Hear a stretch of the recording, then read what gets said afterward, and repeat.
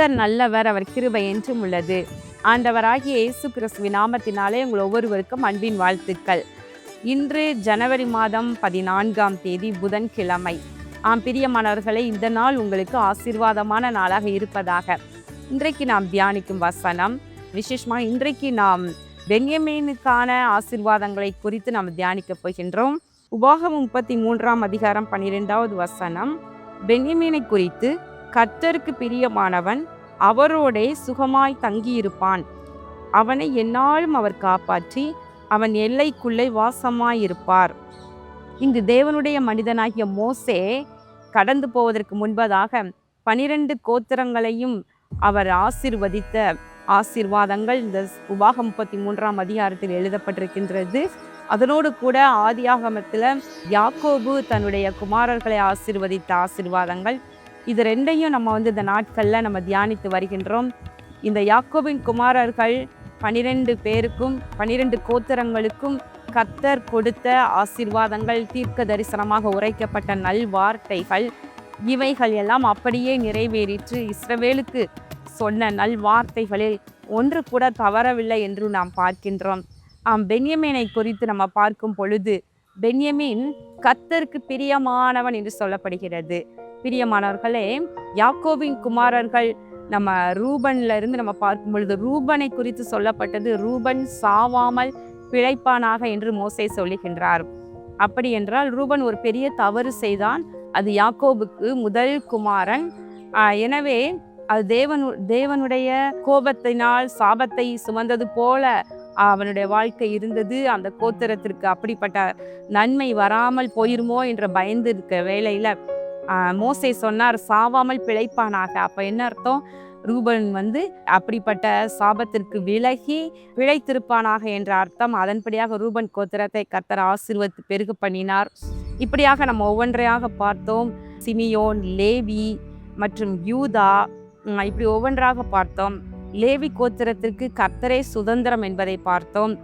ஊரின் தும்மும் என்கிற கர்த்தரிடத்தில் விசாரித்து கேட்கக்கூடிய அப்படிப்பட்ட கிருபை லேவியிடம் இருந்தது. அவர்கள் தங்கள் வீட்டை கூட கவனிக்காமல், தங்கள் பெற்றோரை பாராமல், பிள்ளைகளை பாராமல், தேவ சமூகத்தை விட்டு நீங்காமல் பணிவிடை செய்யக்கூடிய லேவி கோத்திரத்திற்கு கர்த்தரே சுதந்திரம் என்று சொல்லப்பட்டது. பிரியமானவர்களை, இப்படி ஒவ்வொரு கோத்திரமாக பார்த்தோம். இன்றைக்கு பென்யமீனை குறித்து பார்க்க போகிறோம். பென்யமீனுக்கு அருமையான வாக்குத்தத்தம், நான் நினைக்கிறேன் மற்றவங்களுக்கெல்லாம் இல்லாத ஒரு அருமையான ஆசீர்வாதம் என்னன்னா, அவரோடே சுகமாய் தங்கியிருப்பான், அவனை எந்நாளும் அவர் காப்பாற்றி அவன் எல்லைகளுக்குள்ளே வாசமாயிருப்பார். கர்த்தர் அவனை எந்நாளும் காப்பாற்றி அவன் எல்லைகளுக்குள்ளே வாசமாயிருப்பார், அவன் அவரோடே தங்கியிருப்பான். இது எவ்வளோ பெரிய ஆசீர்வாதம் பாருங்களேன், இல்லையா? எத்தனையோ நன்மைகள், ஐஸ்வர்யங்கள், ஆசீர்வாதங்கள், இந்த பூமியில செல்வங்கள் எல்லாம் நமக்கு கொடுக்கப்பட்டாலும் கூட அவை எல்லாவற்றிலும் ஒரு மேன்மையான ஆசீர்வாதம் கர்த்தரோடு நாம் வாசம் பண்ணுவது, நம்ம எல்லைகளுக்குள்ளாக கர்த்தர் தங்கி இருப்பது, நம்ம வீட்டிற்குள்ளாக, நம்ம பணிபுரியும் இடம், நம்ம செல்லும் இடம், எல்லாவற்றிலும் தேவன் நம்மளோடு தங்கி இருந்து நம்மை நடத்துவது என்பது எவ்வளோ பெரிய ஆசீர்வாதம் பாருங்களேன். அவருக்குள்ளதான் எல்லாமே இருக்கின்றது. கிறிஸ்துவை குறித்து சொல்லப்படுகின்றது, அவருக்குள்ளாக, அவர் மூலமாக, அவருக்கென்று சகலமும் உண்டாக்கப்பட்டது. அப்போ அவர் உண்டாக்கின நன்மைகளுக்காகவே நாம் பரிதபித்து அவரை தேடுவது என்பது அது சரியானது அல்ல. நாம் அவரை தேட வேண்டும். ஆமென், அவரை தேட வேண்டும். சாலமோன் கூட தேவன் அவருக்கு தரிசனமாகி கேட்டார், நான் உனக்கு என்ன வேண்டும் என்று கேட்டார். அப்பொழுது சாலமோன் கேட்டார், ஞானம் வேண்டும், இந்த இவ்வளவு ஜனங்களை நான் நடத்துவதற்கு ஞானத்தை தாரும் என்று கேட்டார். அப்போ என்னுடைய கணவர் அடிக்கடி சொல்லுவார்கள், சாலமோன் ஞானத்தை கேட்டார், ஆனா அவர் கேட்க வேண்டியது ஒன்று, நீர் எனக்கு வேண்டும் என்று கேட்டால் எவ்வளவு நலமாக இருக்கும். தேவனே அவரோடு அவருக்குள் தங்கினார்.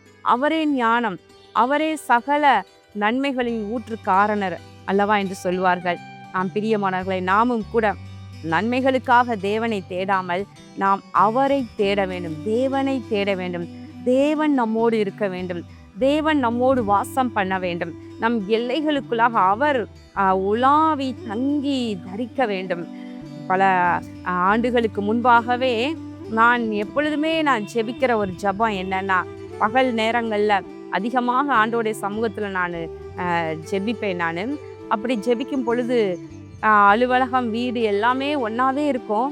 ஒரே ஒரு சிறிய அறை, ஒரு கிச்சன் மாத்திரம்தான் எங்களுக்கு வைத்து கொண்டு மீதியெல்லாம் அலுவலகமாக இருக்கும். அந்த சிறிய அறையில் கூட நான் எப்போதும் ஜெபிக்கிற ஜெபம் ஆண்டவரே, நீர் எங்களோடு இருக்க வேண்டும்.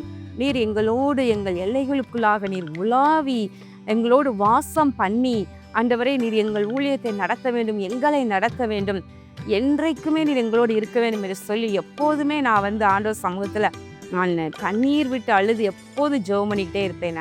நான் பிரியமானவர்கள், இந்த உலகத்தில் எத்தனை நன்மைகள் தேடி வந்தாலும் அவர் நம்மோடு இருப்பதற்கு ஈடாகாது. இந்த பென்யமீனுக்கு அப்படிப்பட்ட ஆசீர்வாதத்தை கர்த்தர் கொடுத்தார் பாருங்களேன். அவரோட அவன் சுகமாய் தங்குவானா. ஆண்டவர் நம்ம எல்லைக்குள் இருந்தால் நம் எல்லைக்குள்ளாக சுகம், சௌக்கியம், சமாதானம் தன்னார் போல பெருகிவிடும். நம்ம அதை போய் தேட வேண்டியதே இல்லை.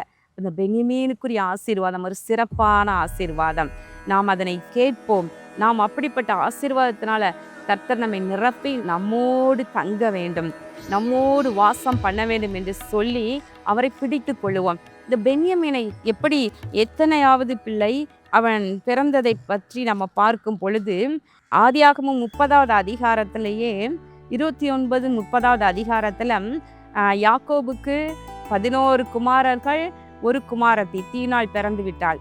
அதற்கப்புறம் பார்க்கிறோம், லாபானின் முகம் மாறுபடுகின்றது. யாக்கோபு லாபானின் எல்லையை விட்டு புறப்படுகின்றார். 2 பரிவாரங்களோடு, கர்த்தர் தனக்கு கொடுத்த எல்லா பரிவாரங்களோடு புறப்படுகின்றார். வழியில லாபான் துரத்தி ஆனாலும் கர்த்தர் லாபானை சமாதானமாக்கும்படி செய்து யாக்கோபை காப்பாற்றுகின்றார். அதற்பின்பு தொடர்ந்து போகும் பொழுது ஏசா எதிர்கொண்டு வர யாக்கோபு பயந்து ஆண்டவர் சமூகத்தில் போராடி ஆசீர்வாதத்தை பெற்றுக்கொள்கின்றார். அப்பொழுது ஏசாவும் யாக்கோபோடு நல் மனம் பொருந்தி பட்சமாய் நடந்து கொண்டதை பார்க்கின்றோம். அதற்கு பின்பு பார்க்கிறோம், யாக்கோபு சுக்கோத்திலே தங்கிவிட்டார். தனக்கு வீடுகளை எல்லாம் கட்டி தன்னுடைய ஆடு மாடுகளுக்கெல்லாம் கொட்டாரங்களை போட்டு அங்கே தங்கி விட்டதை பார்க்கின்றோம். 34வது அதிகாரத்தில் லேயாள் யாக்கோபுக்கு பெற்ற தீனாள் தேசத்திற்குள் சென்று வரும் பொழுது அவள் தீட்டுப்படுகிறாள். அதன் நிமித்தம் ஒரு பெரிய துக்கமான சம்பவம் நடைபெறுகின்றது. லேவியும் சிமியோனும் அங்கு சென்று சீகேமில் உள்ள பிரபுக்கள் மற்ற ஆண் மக்களை எல்லாம் கொன்று போட்டு வந்ததை நம்ம பார்க்கின்றோம். அப்பொழுது ஆண்டவர் யாக்கோபுக்கு தரிசனமாகி நீ பெத்தேலுக்கு போ என்று சொல்லும் பொழுது அப்பொழுது யாக்கோபு புறப்பட்டு செல்கின்றார். தன் ஜனத்தை எல்லாம் சுத்திகரித்து புறப்பட்டு போகும் பொழுது ஆண்டவர் யாக்கோபுக்கு தரிசனமாகி யாக்கோபின் பெயர் இஸ்ரவேல் என்று அழைக்கப்படுவதாக என்று சொல்லுகின்றார். பெத்தேலுக்கு அருகாமையில் எப்பிராத்தாவிற்கு வர இன்னும் கொஞ்ச தூரம் இருக்கும் பொழுது ராகேல் பிள்ளை பெற்றாள். பிரசவத்தில் அவளுக்கு கடும் வேதனை உண்டாயிற்று. பிரசவிக்கும் போது அவளுக்கு கடும் வேதனையா இருக்கையில் மருத்துவச்சி அவளை பார்த்து, பயப்படாதே, இந்த முறையும் புத்திரனை பெறுவாய் என்றாள். மரண காலத்தில் அவள் ஆத்துமா பிரியும் போது அவள் அவனுக்கு பெனானி என்று பெயரிட்டாள். அவன் தகப்பனோ அவனுக்கு பென்யமீன் என்று பெயரிட்டாள். ராகேல் மரித்து பெத்லகேம் என்னும் எப்பிராத்தா ஊருக்கு போகிற வழியிலே அடக்கம் பண்ணப்பட்டாள். இது பென்யமீன் பிறந்த பொழுது ஒரு பெரிய ஒரு இழப்பு யாக்கோபுக்கு உண்டாயிற்று. என்னன்னா, யாக்கோபு நேசித்த மனைவி ஆகிய ராகேல் மரித்து போனதை பார்க்கின்றோம். ஒரு பெரிய துக்கமாக இருந்திருக்கும் என்று எண்ணுகிறேன் யாக்கோபுக்கு. அதிலிருந்து அவர் மீண்டு வர எவ்வளவு காலமாயிற்றோ தெரியவில்லை. ஆனாலும் அப்படி அந்த நேரத்திலே அவள் பெற்றெடுத்த பிள்ளை பென்யமீன் மீது யாக்கோபுக்கு தான் கொள்ளை பிரியமாக இருந்திருக்கும். எனவேதான் பென்யமீனை தன் அருகிலேயே வைத்து கொண்டதை பார்க்கின்றோம். கூடாரத்தில் தன் அருகிலேயே வைத்து வளர்த்ததை பார்க்கின்றோம். எகிப்து தேசத்திற்கு தன் குமாரர்களோடு பென்யமீனை அனுப்ப மறுத்ததை பார்க்கின்றோம். எனவே பென்யமீன் தன் தகப்பனோடே கூட இருந்து வளர்ந்ததினால் கர்த்தருடைய வார்த்தைகளுக்கு கீழ்ப்படிந்து தேவனுக்கு பிரியமாய் வளர்ந்திருப்பார் என்று எண்ணுகின்றேன். அதான் அவனுக்கு சொல்லப்பட்ட ஆசீர்வாதம், அவன் கர்த்தருக்கு பிரியமானவன் என்று சொல்லப்படுகிறது.